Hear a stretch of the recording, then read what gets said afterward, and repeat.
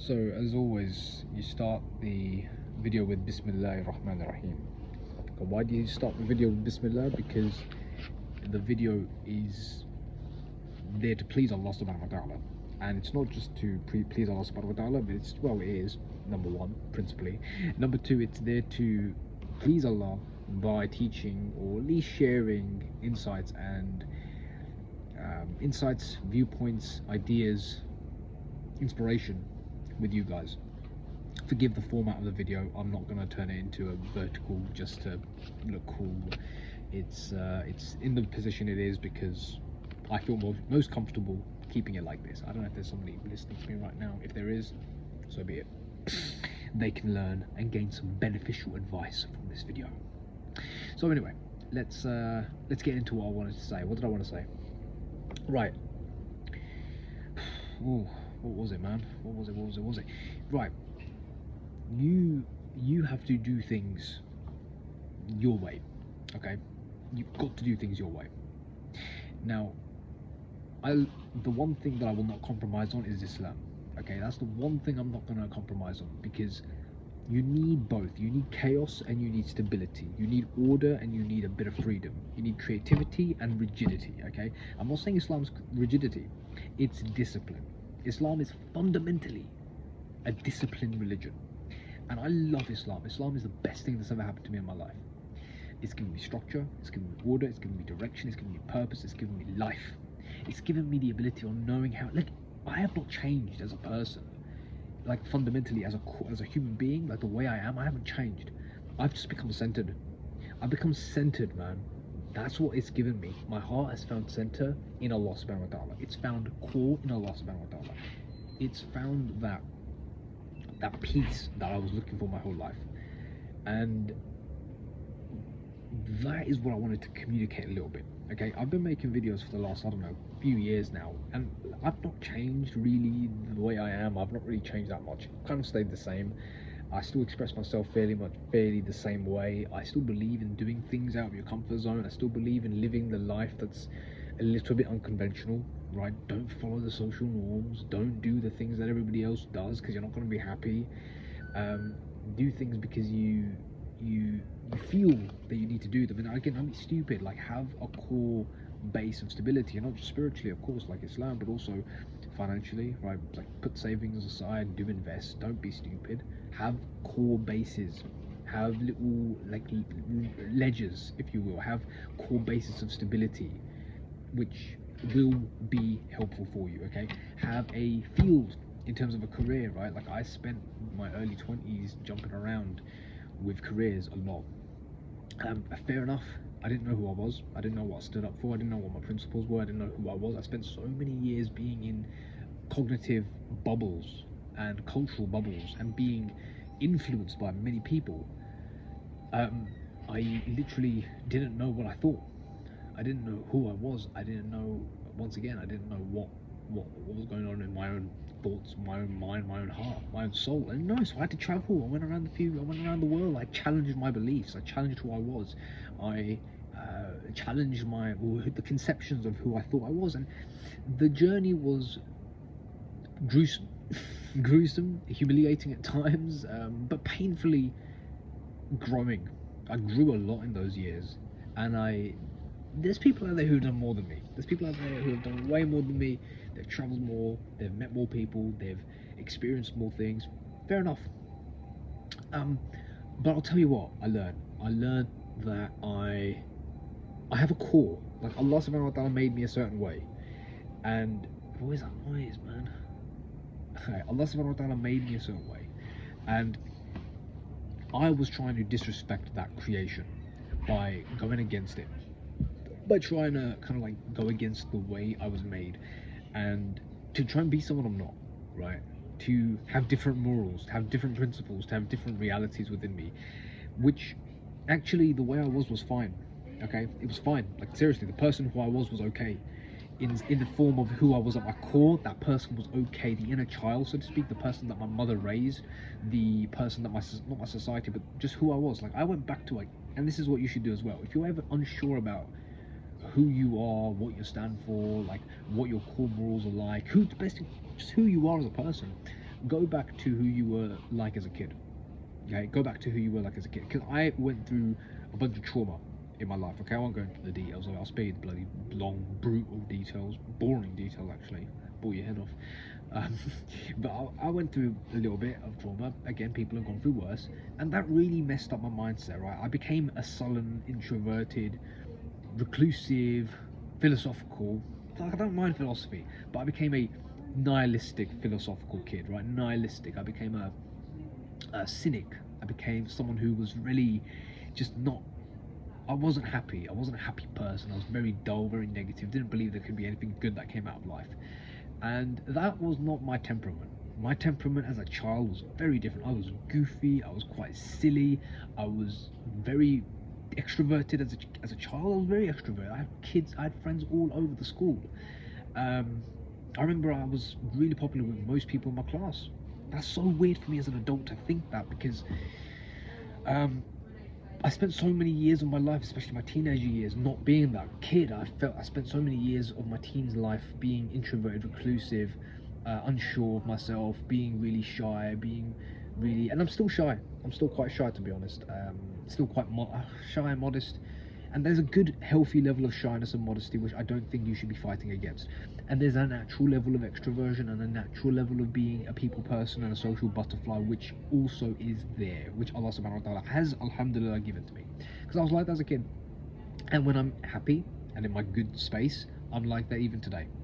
In fact, I've heard this a few times, and this is again Allah subhanahu wa ta'ala giving me advice, giving me, what's the word, giving me signs, you could even call it, right?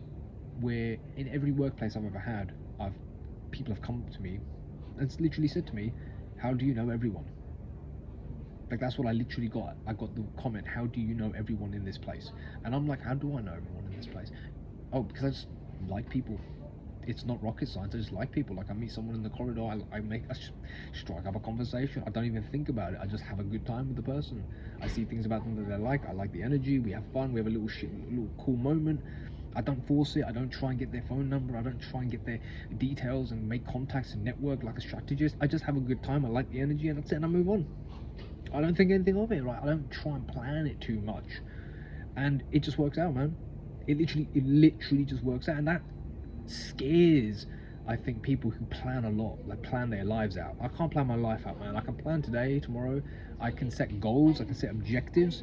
I can be intentful about those objectives, and that will give me a great source of confidence and clarity. But I can't plan out the next 5 years of my life, because there's just too many factors that are changing. As long as I plan, let's say, some intentful direction for the next 5 years, or 5 years, next maybe few months, that's fine. That's good enough, right? You got a driving lesson coming up. All right, cool. You've got a little career goal, a little kind of skill set that you want to master. Cool. Okay, you want to get married to a particular person. Cool. You need some money for that. You need a house for that. You need certain things for that. Okay, you need to plan for that. Cool. Do that. Right. You want to start a certain kind of business. Right. That's my next kind of endeavor. I want to start a certain kind of business. It's not just a business for money. Right. Money, inshallah ta'ala, will come. It's not for the business. It's for service. Right. It's a goal is for service. The goal is to serve the community, serve the ummah, serve the people out there who need this kind of voice in their lives, which I believe is something that I can provide. Which is, I believe, at least Allah subhanahu wa ta'ala has given me one thing which I can do, and I can do it really well, and I want to do it well, and I can make a business and market it and do something good about it. So, I kind of do things like that. I don't go crazy with the 5-year plans and all this. And it's so important to know yourself, right? What does Socrates say? Socrates is one of my earliest teachers. Definitely not the formative, definitely not the one who's given me most clarity and structure in my life. But he's certainly one of the many, and one of the most foundational ones for me. He taught me how to think. He taught me how to think and question assumptions, which is so important, not just in therapy, not just in counselling, not just in life or education, but just in every aspect of your life, to question assumptions and to question what you believe is the norm. It's so bloody important to do that, because you do not know the truth. You do not know the whole deal. You do not know what is really up. And if you think you know, you don't know. And if you don't know, you're probably closer to knowing than you are actually not knowing. And that's a weird, ironic principle, I know. It's that quote that I actually read today, which was, the meat falls in the plate of the vegetarian.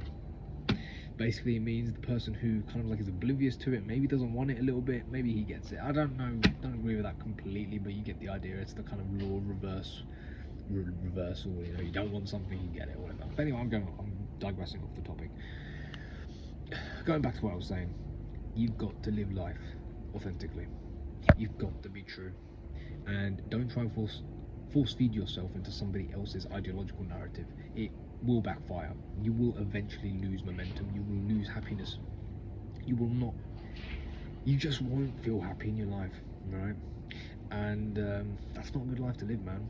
Do good, live by the Quran. Of course, I'm a Muslim, so I will always say that. I'll say live by the Quran. The Quran doesn't say to be unhappy and be miserable.